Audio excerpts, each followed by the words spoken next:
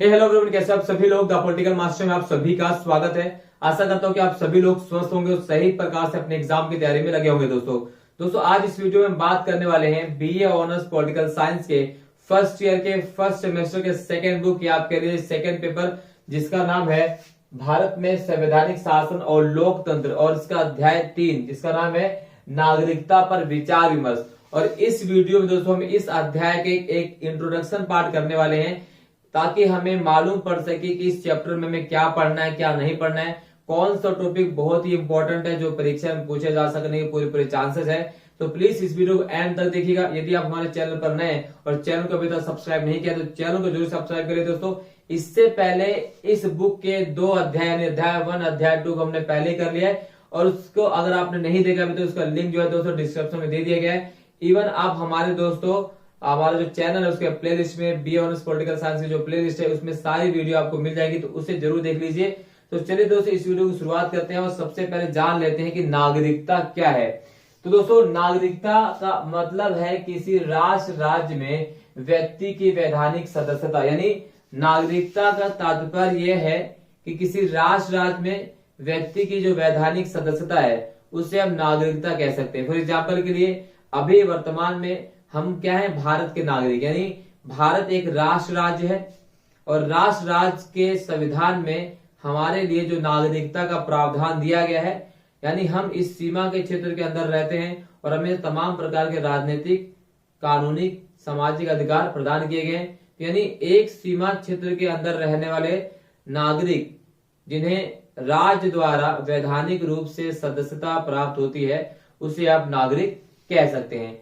अब जिस नागरिकता की हम बात कर रहे हैं दोस्तों, उस आधुनिक नागरिकता का विकास कैसे हुआ, क्या शुरुआत से हमें सभी को नागरिक माना गया था या नहीं माना गया था, किस प्रकार जिस आधुनिक राष्ट्र राज्य में हम रह रहे हैं और उस आधुनिक राष्ट्र राज्य में जो हमें नागरिकता प्रदान की गई है उस नागरिकता तक पहुंचने में कितना समय लगा और कौन कौन सी कठिनाइयों का सामना करना पड़ा, दोस्तों इस चैप्टर में उन सभी चीजों के बारे में हमें पढ़ना है। और साथ ही साथ दोस्तों हमें भारत में नागरिकता किस प्रकार दी गई है, उसका लोप कैसे किया जा सकता है, उसको प्राप्त कैसे किया जा सकता है, कानूनी प्रावधान क्या है, इन सभी चीजों के बारे में इस चैप्टर में हमें पढ़ना है। तो दोस्तों मैं आपको थोड़ा सा बता दूं कि जो नागरिकता है, अगर हम नागरिकता की बात करें या आधुनिक राष्ट्र राज्य उदय से पहले, यानी इस राज्य में आज हम रह रहे हैं, इस राज्य के उदय से पहले नागरिकता का मतलब होता था किसी समुदाय का सदस्य होना, किसी समुदाय का सदस्य होना। मान लीजिए आप किसी स्थान विशेष पर रहते हैं और इस स्थान विशेष में आप किसी समुदाय के सदस्य हैं, तो आपको उस समुदाय के नागरिक माना जाता था। और उस स्थान विशेष पर जो भी संसाधन है, यानी अगर आप नागरिक हैं तो उस स्थान विशेष पर जो संसाधन है उस संसाधन का प्रयोग आप अपने लालन पालन के लिए, जीविका अर्जन के लिए कर सकते थे, और बदले में आपको उस कह सकते हैं कि उस राज्य का या कह सकते हैं कि उस संस्था का अधिकारों का पालन या उसके प्रति आपको अपने कर्तव्य का निर्वहन करना होता था। मसलन आपको उस राज्य के साथ युद्ध में संलग्न होना होता था, युद्ध में भाग लेना होता था, युद्ध में सहायता देनी होती थी,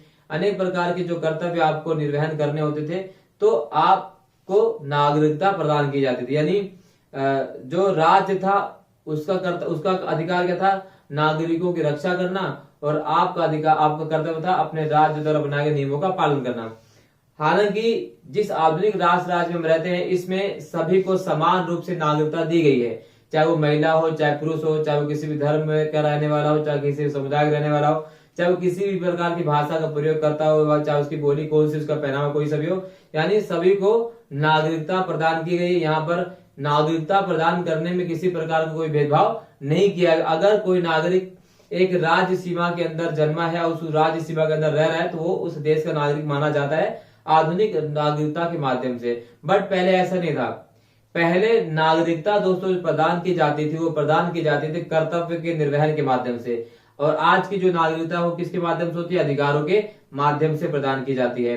पहले अगर आप राज्य के लिए कर्तव्यों का निर्वहन कर रहे हैं तो आपको नागरिक माना जाता था। मसलन आपको राज्य की तरफ से युद्ध में भाग लेना होता था, राज्य को कर प्रदान करना होता था, राज्य की सहायता करनी होती, तो अगर आप ये कर रहे हैं तो आपको नागरिक माना जाता था, अन्यथा आपको नागरिक नहीं माना जाता था। धीरे धीरे जो है नागरिकता के विकास की जो गाथा है वो आगे बढ़ती चलेगी। और उसी विकास की गाथा में जैसे अरस्तु की जो प्रथम पुस्तक थी पॉलिटिक्स, अरस्तु ने अपनी पुस्तक में इसके बारे में जिक्र किया हुआ है। सिसरो और पोलिबियस ने भी नागरिकता के बारे में बातें की, हम सब पढ़ने वाले हैं। जो उदारवादी विचारक है जिसमें हॉब्स, लॉक और रूसो, ये बहुत ही महत्वपूर्ण है। हॉब्स, लॉक और रूसो को आधुनिक नागरिकता का पैरोकार कहा जाता है। या और रूसो को दोस्तों एक तौर पर अगर माने तो रूसो जो है आधुनिक नागरिकता का आप कह सकते जन्मदाता भी आप इसे रूसो के कह सकते हैं, मैकियावेली को भी कह सकते हैं। तो ये सारी चीजें हमें दोस्तों पढ़नी है। आधुनिक नागरिकता की नींव इन आधुनिक विचारधाराओं ने, इन आधुनिक राजनीतिक शास्त्रियों ने ही डाली है। तो अभी मैंने कहा कि भाई पहले जो नागरिकता होती थी, पहले दास को नागरिकता नहीं दी जाती थी, है ना, निम्न वर्ग को या तीसरे वर्ग को नागरिकता प्रदान नहीं थी, महिलाओं को नागरिकता नहीं दी गई, महिलाओं को नागरिकता बहुत बाद में दी गई, लेकिन आज सभी को नागरिकता प्रदान की गई है। और नागरिकता के अधिकार के माध्यम जो भी आपका कर्तव्य आपको उसको अधिकार का पालन करना होता है, बट पहले ऐसा नहीं था। यानी हम इस चैप्टर में देखने वाले हैं कि जो नागरिकता की आधुनिक अवधारणा है और नागरिकता जो ऐतिहासिक साक्ष्य है वो कैसे आगे बढ़ा। टी.एच. मार्शल ने अपनी पुस्तक जिसका नाम है सिटीजनशिप एंड सोशल क्लास, 1950 में पुस्तक आई थी। इन्होंने इसमें 3 प्रकार की नागरिकता का जिक्र किया है। उसमें है सर्वप्रथम नागरिक अधिकारों का, सामाजिक अधिकारों का, राजनीतिक अधिकारों का, कि ये जो अधिकार है ये नागरिकों को प्राप्त होने चाहिए। इसके बाद दोस्तों अगर हम बात करें तो मध्यकाल तक आते आते जो है, मध्यकाल तक आते आते जो है नागरिकता को श्रेणी क्रम में रखा गया। यानी जो एक राज्य विशेष सीमा तक रहते थे उन्हें नागरिक माना गया, और जो राज्य की सीमा से बाहर थे उन्हें नागरिक नहीं माना गया। ठीक है, और इसमें यह भी था कि अभी भी महिलाओं और दासों को नागरिकता से दूर रखा है, उनका नागरिकता से कोई संबंध नहीं था। बाद में आधुनिक काल की अगर हम बात करें तो जो है फ्रांसीसी क्रांति, नागरिकता में एक बहुत महत्वपूर्ण बदलाव लाती। इसमें समानता, स्वतंत्रता और भातृत्व की भावना पैदा की गई, यानी समान अधिकार देखे, वो भी एक बहुत बड़ा मील का पत्थर साबित हुआ नागरिकता की इस आधुनिक अवधारणा को लागू करवाने में। बाद में दोस्तों अगर देखें तो 19वीं शताब्दी के बाद जो है, 19वीं शताब्दी के बाद आधुनिक राष्ट्र राज्यों में जो नागरिकता प्रदान की गई वो धीरे धीरे विकास में आती गई, पर फिर भी नागरिकता को सही रूप में स्थापित होने में 200 साल से ज्यादा लगे, और इवन महिलाओं को अभी भी नागरिकता से दूर रखा गया। सारी चीजें हमें इस चैप्टर में दोस्तों पढ़नी है। आई होप आपको इस चीजें समझ में आ चुकी है कि किस प्रकार से नागरिकता हमें प्रदान की गई, और जिस नागरिकता का आज हम प्रयोग करते हैं, जिस नागरिकता का आज हम दम भरते हैं, वो नागरिकता इतनी आसानी से हमें नहीं मिली। बहुत सारी चीजें घटित हुई, सारी घटनाओं के बारे में जिक्र करने वाले इस चैप्टर में। उसके बाद दोस्तों हमें पढ़ना है कि भारत में नागरिकता किस प्रकार दी जाती है। जैसे आप सभी को पता कि भारत में नागरिकता का हमारा एक संवैधानिक प्रावधान है। संवैधानिक प्रावधान मतलब होता है भारतीय संविधान के जो भाग 2 है, भारतीय संविधान के भाग 2, और इसमें अनुच्छेद जो है भारतीय संविधान के भाग 2 अनुच्छेद 5 से 11 तक में जो है नागरिकता के प्रावधान के बारे में चर्चा की गई है। भारतीय संविधान का भाग 2 अनुच्छेद 5 से 11 में जो नागरिकता के जो धारा दी गई दोस्तों, वो कह सकते हैं कि अंतिम नहीं है, बट इसमें यह कहा गया है कि संसद को नागरिकता के बारे में प्रावधान या नियम बनाने का अधिकार किसको दे दिया गया है? संसद को दे दिया गया है। और इसलिए संसद समय समय पर नागरिकता में संशोधन या नागरिकता के जो अधिनियम है उसमें संशोधन करती रहती है। अभी तक कुल मिलाकर देखा जाए दोस्तों, जो 1955 का हमारा नागरिकता अधिनियम था उसमें टोटल 9 बार संशोधन किए जा चुके हैं। अभी वर्तमान में जो संशोधन हुआ था वो 2019 में संशोधन किया गया। तो इन सभी संशोधनों को हम पढ़ने वाले हैं, एक आध पढ़ेंगे। इंपॉर्टेंट टॉपिक है, आपको सब मालूम पड़ेगा, आपको बाकी कुछ भी नहीं करना है। आपको चैनल को सब्सक्राइब कर लेना है और चैनल को ज्वाइन कर लेना है दोस्तों, बाकी सारा काम हम पर छोड़ दीजिए। राइट, ठीक है। हम जानेंगे कि भारत में नागरिकता का अर्जन कैसे किया जाता है। तो दोस्तों हम जानेंगे जन्म से नागरिकता कैसे प्राप्त होती है, वंश के आधार पर कैसे प्राप्त होती है, पंजीकरण द्वारा कैसे प्राप्त की जा सकती है, और प्राकृतिक रूप से कैसे प्राप्त होती है, और क्षेत्र समावेशी द्वारा नागरिकता को कैसे प्राप्त किया जा सकता है। ठीक है। वैसे तो जो नागरिकता अधिनियम 1955 है दोस्तों, उसमें 26 जनवरी 1950 में के बाद से नागरिकता जो अवधारणा दी गई उसके बारे में हम उसमें भी चर्चा करेंगे। ठीक है। उसके बाद देखता हम पढ़ेंगे दोस्तों कि नागरिकता का लोप यानी समाप्ति कैसे हो सकती है, स्वैच्छिक आधार पर कैसे हो सकती है, बर्खास्तगी के द्वारा या वंचित करने के द्वारा कैसे नागरिकता का समापन किया जा सकता है। उसके बाद दोस्तों हम पढ़ने वाले हैं एनआरसी सीए के बारे में। हमने अब काफी सुना होगा, पिछले 2019 में तो इसकी चर्चा काफी थी, इसके बारे में पढ़ने वाले हैं।